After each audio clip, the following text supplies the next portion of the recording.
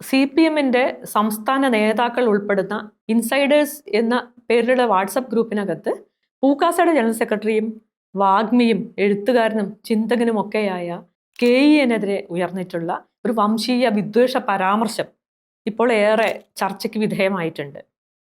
Insiders group രൂപീകരിക്കപ്പെടുന്നത് തെരഞ്ഞെടുപ്പ് കാലത്താണ്.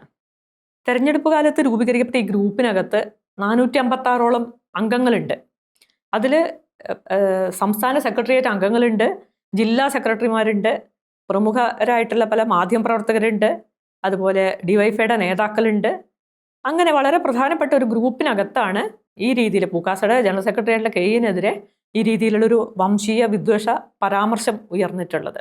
KEN-നെല്ലാം നമ്മൾ എന്തിനാണ് ഇടം കൊടുക്കുന്നത്? സംഘടനയും സഖാക്കളും പണിയെടുത്ത് ഇയാൾക്ക് കേൾവിക്കാരെ ഉണ്ടാക്കി കൊടുക്കണോ? ഇയാളൊക്കെ തിരിഞ്ഞു കൊത്തും എന്നായിരുന്നു പോസ്റ്റ്. നമുക്കറിയാം അങ്ങേയറ്റം വംശീയ വിദ്വേഷ പരാമർശമാണ് ഈ പോസ്റ്റിന് ഉടനീളമുള്ളത് എന്ന് നമുക്ക് മനസ്സിലാവും. KEN ഈ പോസ്റ്റ് ഉൾക്കൊണ്ടുകൊണ്ട് അദ്ദേഹത്തിൻ്റെ അതിനോടുള്ള ഒരു പ്രതികരണം എന്നുള്ള നിലയ്ക്ക് സോഷ്യൽ മീഡിയയിൽ അത് പോസ്റ്റ് ചെയ്യുകയുണ്ടായി. ജനാധിപത്യത്തിൻ്റെ അകത്തളങ്ങളിലും RSS കളി തുടങ്ങിയോ എന്നാണ് അദ്ദേഹം കമൻ്റ് ഇട്ട്. ആ ഒരു കമൻറ്റോട് കൂടി അദ്ദേഹം അത് സോഷ്യൽ മീഡിയയിൽ പോസ്റ്റ് ചെയ്യുകയും ഉണ്ടായിട്ടുണ്ട്. എന്തായാലും വലിയ ചർച്ചകൾക്കും വിവാദങ്ങൾക്കും ഒടുവിൽ ഈ ഗ്രൂപ്പ് ഇപ്പോൾ അഡ്മിൻ ഓൺലി എന്നുള്ള നിലയിലേക്ക് മാറ്റേണ്ടി വന്നിട്ടുണ്ട്. കടുത്ത വംശീയ പരാമർശങ്ങൾ ആണ് ഈ പോസ്റ്റിന് കമൻ്റായിട്ട് വന്നിട്ടുള്ളത് എന്നാണ് അറിയാൻ കഴിയുന്നത്. നിയമസഭാ തെരഞ്ഞെടുപ്പിനോടനുബന്ധിച്ച് ഉണ്ടാക്കിയിട്ടുള്ള ഈ ഗ്രൂപ്പിനകത്ത് 462ഓളം അംഗങ്ങളുണ്ട്. നേരത്തെ സൂചിപ്പിച്ചതുപോലെ എല്ലാവരും വളരെ പ്രഗത്ഭരാണ്. ഈ ഗ്രൂപ്പിൻ്റെ ഡിസ്ക്രിപ്ഷൻ വളരെ പ്രധാനമാണ്. നിർണായക ഘട്ടമാണല്ലോ, പറയേണ്ടത് പറയുകയും അടിക്കേണ്ടടുത്ത് അടിക്കുകയും ചെയ്തേ മതിയാകൂ. അത് എങ്ങനെ, എവിടെ, എന്തെല്ലാം എന്ന് പരസ്പരം അറിഞ്ഞു ചെയ്യാനുള്ള വേദി എന്നാണ് ഈ ഗ്രൂപ്പിൻ്റെ ഡിസ്ക്രിപ്ഷൻ. അപ്പോൾ ഇത്തരമൊരു ഗ്രൂപ്പിനകത്താണ് അറിഞ്ഞു തന്നെ അങ്ങനെ പറയേണ്ടിയിരിക്കുന്നു KEN-നെ പോലെ ഒരു ആൾക്കെതിരെ, ഒരു പൂക്കാസയുടെ നേതാവിനെതിരെ ഈ രീതിയിലുള്ളൊരു വിദ്വേഷ പരാമർശം നടത്തിയത്, അല്ലെങ്കിൽ അത് അറിഞ്ഞുകൊണ്ട് തന്നെ എന്ന് വേണം നമുക്ക് അനുമാനിക്കാൻ. പ്രത്യേകിച്ച് തെരഞ്ഞെടുപ്പിൻ്റെ സമയത്ത് രൂപീകരിക്കപ്പെട്ട ഒരു ഗ്രൂപ്പിൽ നമുക്കറിയാം, ഇത് പറഞ്ഞുകൊണ്ടിരിക്കുന്ന ഈ സമയത്ത് KEN എഴുതിയിട്ടുള്ള ഇരകളുടെ മാനിഫെസ്റ്റോ എന്ന പുസ്തകം അത് പുറത്തിറങ്ങിയ സമയത്ത് അതിനെതിരെ അന്ന് CPM-നകത്തും ഇടതുപക്ഷവാദികളും അല്ലാത്തവരുമായിട്ടുള്ള ധാരാളം പേര് അതിനെതിരെ നിന്നത് നമുക്കറിയാം. CPM-നകത്തും അതുപോലെ പൂക്കാസയ്ക്കകത്തും പുറത്തും ഒക്കെയുള്ള മാർക്സിസ്റ്റുകൾ അതിനെതിരെ വലിയ വിമർശനമാണ് ഉന്നയിച്ചത്. മാർക്സിസം അറിയാത്തത് കൊണ്ടല്ലല്ലോ KEN ഇരകളുടെ മാനിഫെസ്റ്റോ എഴുതിയത്. തീർച്ചയായിട്ടും ഇന്ത്യയെ പോലുള്ള ഒരിടത്ത് സ്വത്വവാദം എന്നുള്ളതിന് വലിയ പ്രാധാന്യമുണ്ട്, പ്രസക്തിയുണ്ട് എന്നുള്ള തിരിച്ചറിവിൻ്റെ ഭാഗമായിട്ടാണ് അദ്ദേഹം അന്ന് ആ പുസ്തകം എഴുതുന്നത്. നമുക്കറിയാം, ഈ അടുത്ത ദിവസങ്ങളിലാണ് പ്രൊഫസർ PK പോക്കർ മാഷയുടെ പുസ്തകം പുറത്തിറങ്ങുന്നത്, എരിക്കിന്തി എന്ന ആത്മകഥ. അതിനകത്ത് ധാരാളമായിട്ട് അദ്ദേഹം എങ്ങനെയാണ് പൂക്കാസയ്ക്കകത്തും പാർട്ടിക്കകത്തുമൊക്കെ എങ്ങനെയാണ് സവർണ ഹിന്ദുത്വ നിലനിൽക്കുന്നത് എന്നുള്ളത് അദ്ദേഹം വിശദമാക്കുന്നുണ്ട്.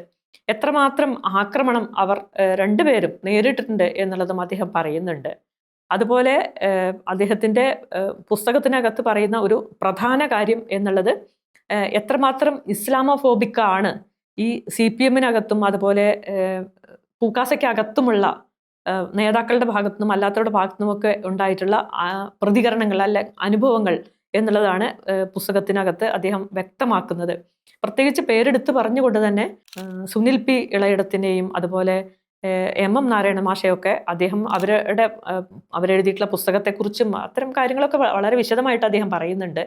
ഏത് രീതിയിൽ എത്രമാത്രം ഇസ്ലാമോഫോബിക് ആണ് CPM അല്ലെങ്കിൽ പൂക്കാസ എന്നുള്ളത് വ്യക്തമാക്കുന്ന അനുഭവങ്ങളാണ് KEN മാഷയുടെയും പോക്കർ മാഷയുടെയും ഒക്കെ പുസ്തകങ്ങളിലൂടെ പുറത്തു വന്നുകൊണ്ടിരിക്കുന്നത്, അവരൊക്കെ നേരിട്ട് കൊണ്ടിരിക്കുന്നത്. പോക്കർ മാഷ് പ്രത്യേകം പറയുന്നുണ്ട്, ഈ ആക്രമണങ്ങളുടെയൊക്കെ ചതവ് ഏറ്റുകൊണ്ടാണ് ഞാൻ ഇപ്പോഴും മുന്നോട്ട് പോകുന്നത്.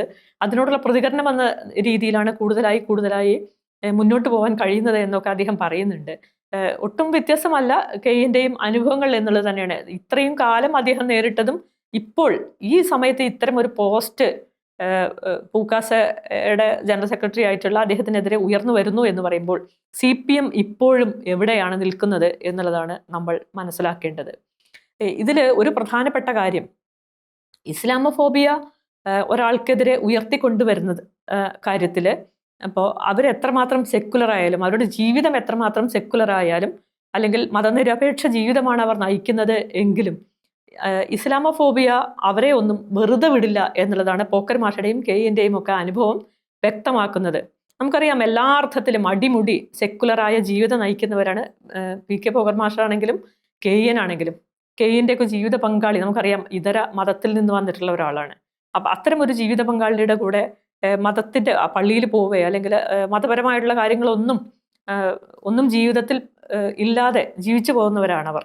അവരാകെ ഉള്ളത് അവർ ജനിച്ചു പോയത് ഇസ്ലാം മതത്തിൽ അല്ലെങ്കിൽ അത്തരം കുടുംബങ്ങളിലാണ് അവർ ജനിച്ചു പോയത് എന്നുള്ളത് മാത്രമാണ്.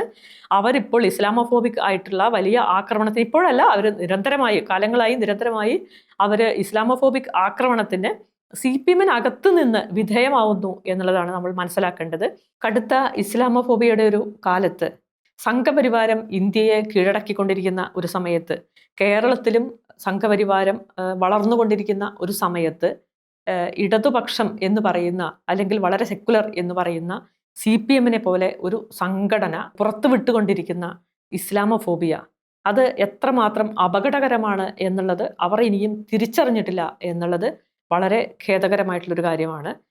ഹിന്ദുത്വരുടെ ഭാഗത്തു നിന്നുണ്ടാകുന്ന ഇസ്ലാമോഫോബിയേക്കാൾ വേദനിപ്പിക്കുന്ന ഒന്നാണ് CPM-നെ പോലെയുള്ള മതനിരപേക്ഷകർ എന്ന് പറയുന്ന ഇടതുപക്ഷ പ്രവർത്തകർ എന്ന് പറയുന്നവരുടെ ഭാഗത്തു നിന്നുണ്ടാകുന്ന ഇസ്ലാമോഫോബിയ, കടുത്ത വംശീയ വിദ്വേഷ പരാമർശങ്ങൾ എന്നുള്ളത് നമ്മൾ പറയാതെ വയ്യ.